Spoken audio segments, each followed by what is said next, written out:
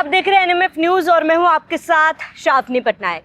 10 नवंबर को दिल्ली में ब्लास्ट होता है और पूरी दिल्ली दहल जाती है। ऐसे में लगातार जांच जारी है, परते दर परते खुल रहे हैं और इसके साथ ही आपको बता दें कि लगातार बैठकें भी हो रही है। बैठक में बड़ा अपडेट ये है कि अब इस पूरे घटना की जांच एनआईए को सौंप दी है। एनआईए जल्द ही इसको लेकर रिपोर्ट सौंपेगी। लेकिन इसी बीच बाकी तमाम देशों से भी प्रतिक्रियाएं सामने आ रही है। दिल्ली में जो ब्लास्ट हुआ है उसको लेकर कई देश अपने तरफ से बयान दे रहे हैं, लेकिन इसी बीच अमेरिका का एक बयान सामने आया है जहां पर अमेरिका के विदेश विभाग की तरफ से कहा गया है कि जो भी घटना हुई है उस पर हमारी कड़ी नजर है और इसके साथ ही काउंसलर सपोर्ट के लिए भी अमेरिका ने कहा है कि अगर भारत को काउंसलर सपोर्ट की जरूरत है तो हम देंगे। बड़ा सवाल ये कि क्या वाकई में भारत को अमेरिका की इस मदद की जरूरत है। मेरे साथ मेरे सहयोगी रोहित जुड़े हुए। रोहित, अमेरिका बार बार कुछ ना कुछ ऐसे बयान देता ही है जिसके वजह से विवाद हो उठता है। पहले वो ये कहता आ रहा था कि अमेरिका और पाकिस्तान, माफ कीजिएगा, भारत और पाकिस्तान के बीच युद्ध उसने रुकवाया है, और अब जब दिल्ली ब्लास्ट हुआ है उसमें वो मदद का हाथ भारत के लिए बढ़ा रहा है। बिल्कुल, और ये ठीक वैसा ही है जैसे ऑपरेशन सिंदूर के दौरान अमेरिका ने कहा कि सीज फायर हमने करवा दिया 10 मई को, और लगातार ट्रंप बोलते रहे और लगभग 40 से 50 बार उन्होंने ये बात कह दी कि सीज फायर मैंने करवाया। ठीक उसी तरीके से अब दिल्ली ब्लास्ट के बाद भी अमेरिका कुछ उसी दिशा में बढ़ रहा है। काउंसलिंग करेगा वो भारत की, काउंसलर सपोर्ट देने की बात कही है। पहले ये समझ लीजिए काउंसलर सपोर्ट होता क्या है। दरअसल एक कमरे में बैठकर बातचीत सुनी जाएगी जो कि गोपनीय रखी जाएगी और उस बातचीत को बाहर नहीं लाया जाएगा। तो सबसे पहली बात, अगर ट्रंप के साथ या अमेरिका के साथ कोई बात हो वो दुनिया को ना पता चले, ऐसा बहुत मुमकिन नहीं होता है, क्योंकि ट्रंप चाचा चौधरी बनने के चक्कर में दुनिया के खलीफा बनना चाहते हैं और वो ये बात कह ही देंगे कि मैंने भारत को समझा लिया या मैंने भारत को ये बातें कह दी। तो इसीलिए पहली बात तो काउंसलर सपोर्ट जो देने की बात अमेरिका कह रहा है वो उसमें भी अपनी चौधराहट दिखाने की कोशिश कह रहा है कि ताकि कल को वो बोल सके कि भारत की स्थितियां हमने संभाली। भारत को अमेरिका या किसी देश की जरूरत नहीं है अपनी स्थितियों को संभालने के लिए। भारत इतना सक्षम है।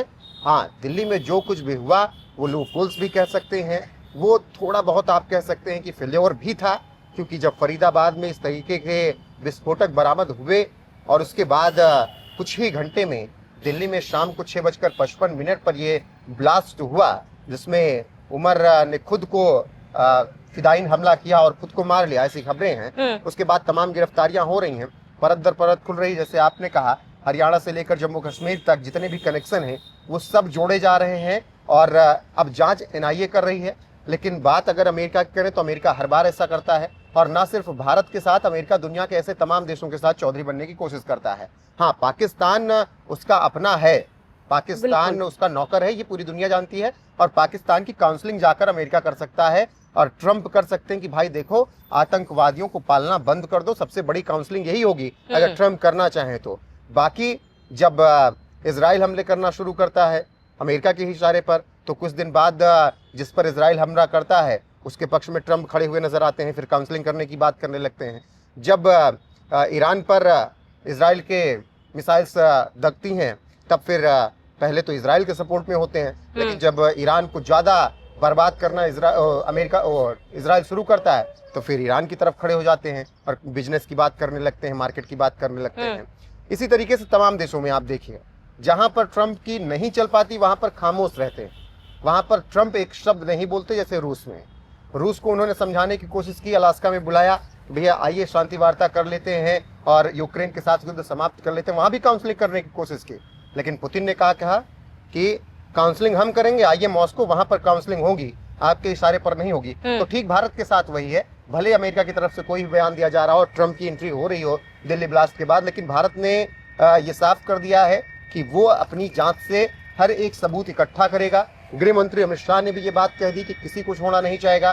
प्रधानमंत्री नरेंद्र मोदी भूटान के दौरे पर गए, जो उनका पहले से दौरा तय था, और थिम्पू से उन्होंने कहा कि किसी को बख्शा नहीं जाएगा, हर एक की जांच की जाएगी। और अभी तक मुजम्मिल हो, आदिल हो, उमर हो, इन सब की गिरफ्तारियों के बाद एक एक खुलासे हो रहे हैं और इन सब को सजा भी मिलेगी। लेकिन ट्रम्प का वही एक कह सकते हैं कि बिल्कुल रोहित, सनकपन या ट्रम्प बीमारी। वो नेता है जो दोनों नाव पे पैर रखने की कोशिश करता है।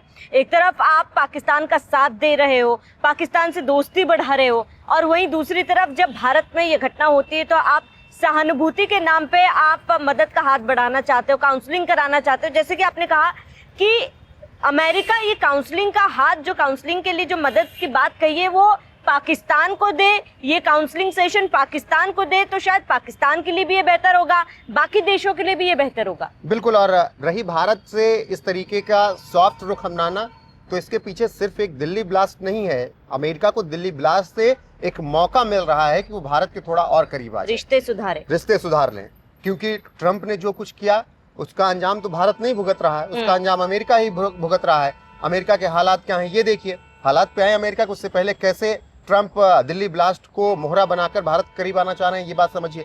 टैरिफ जब उन्होंने लगाया 25 से 50% किया, तब उनको लगा कि भारत सरेंडर कर देगा। भारत ने सरेंडर नहीं किया। भारत ने उनको बाकायदा समझा दिया कि भाई हम इतने सक्षम हैं कि हम तुम्हारी टैरिफ का जवाब दे सकते हैं। फिर इसके बाद जब सीज फायर चिल्लाया तो भारत उस पर भी खामोश रहा। भारत ने कहा कि हमने अपनी शर्तों पर जो कुछ किया अपनी शर्तों पर किया। इसके अलावा फिर ट्रंप ने दबाव बनाने की कोशिश की भारत पर और तरीकों से, भारत उससे भी दबाव में नहीं आया, और उल्टा ही अमेरिका के हालात खराब हो गए। हालात ये हो गए कि अमेरिका के कई एयरपोर्ट्स पर एम्प्लॉय इस वक्त नहीं है। सेना और पुलिस से जबरदस्ती काम करवाया जा रहा है, उनको सैलरी नहीं मिल रही है। 3300 करोड़ का एक एक कंपनियों को एक एक दिन में नुकसान हो रहा है। ये हालात बन गए हैं। अमेरिका में शटडाउन के 40 दिन होने को आ गए हैं, या 40 दिन से ज्यादा हो चुके हैं 1 अक्टूबर से, अगर आप जोड़ लेंगे तो। जो भारत पर स्थितियां थोप रहे थे कि ये स्थितियां भारत की हो जाएंगी, वो स्थितियां अमेरिका की हो गई। अब अमेरिका को लग रहा है कि दिल्ली ब्लास्ट के सहारे हम थोड़ा करीब जा सकते हैं, और फिर ये कहेंगे बाद में कि देखो कि हमने तुम्हारी काउंसलिंग की, हमने तुम्हारे साथ उस वक्त साथ कंधे से कंधा मिलाकर साथ दिया, अब रूस से थोड़ा तुम दूर हो जाओ, हमारे करीब आ जाओ। तो ट्रंप और अमेरिका की ये साजिश है जो काउंसलिंग की बात कर रहे हैं। बिल्कुल बात रही वही जो आपने कहा, या शुरुआत में जो हमने जिक्र किया कि काउंसलिंग करना हो तो आतंकी पाकिस्तान की कीजिए, आतंकी असीम मुनीर की कीजिए। लेकिन वहां तो काउंसलिंग क्या कर रहे हैं कि बलूचिस्तान का खनिज हमें बेच दो, सिंध प्रांत की प्रॉपर्टीज हमें बेच दो, अपना फायदा डोनाल्ड ट्रंप हमेशा देखता है। एयरबेस हमें बेच दो। तो वहां तो काउंसलिंग ट्रंप ये कर रहे हैं, वहां ये काउंसलिंग नहीं कर रहे हैं कि भाई आतंकवादी मत भेजो कश्मीर में, भारत में आतंकवादी मत भेजो। ये काउंसलिंग तो नहीं कर पा रहे हैं ट्रंप। तो ट्रंप सीधे सीधे चौधरी बनने के लालच में दिल्ली ब्लास्ट के बीच एक दरार देख रहे हैं कि भारत के साथ यहाँ से हम संबंध बेहतर कर सकते हैं। लेकिन फिर वही कहूंगा कि ट्रंप की यह चौधराहट भारत पर नहीं चलेगी, कुछ भी हो जाए, क्योंकि यही ट्रंप है जिन्होंने अभी कुछ वक्त पहले अपने सनकपन में क्या कुछ नहीं किया, पूरी दुनिया को परेशान किया। हालांकि भारत की स्थितियां वो बिगाड़ नहीं पाए, अमेरिका की स्थितियां ही उन्होंने बर्बाद कर दी। और उन्हीं अमेरिका की स्थितियों को सही करने के लिए ट्रंप अब दिल्ली ब्लास्ट के जरिए काउंसलिंग करके भारत करीब आना चाह रहे हैं। बहरहाल आप पूरे मामले पर जांच लगातार जारी है, और जैसे कि शुरुआत में हमने आपको बताया कि प्रधानमंत्री नरेंद्र मोदी ने भी ये साफ संदेश दिया है कि किसी भी षड्यंत्रकारियों को बख्शा नहीं जाएगा, और जाहिर सी बात है कोई भी जिम्मेदार व्यक्ति इस ब्लास्ट के पीछे पाया जाएगा, एक एक को भारत ढूंढ निकालेगा और सबक जरूर सिखाएगा। फिलहाल आप सभी का इस पूरे मामले पर क्या कहना है हमें कमेंट कर जरूर बताएं। बिहार चुनाव से जुड़े हर बड़ी अपडेट के लिए, देश दुनिया के तमाम छोटी मोटी बड़ी खबरों के लिए आप हमारे ऑफिशियल वेबसाइट newsnmf.com पर जरूर जाएं।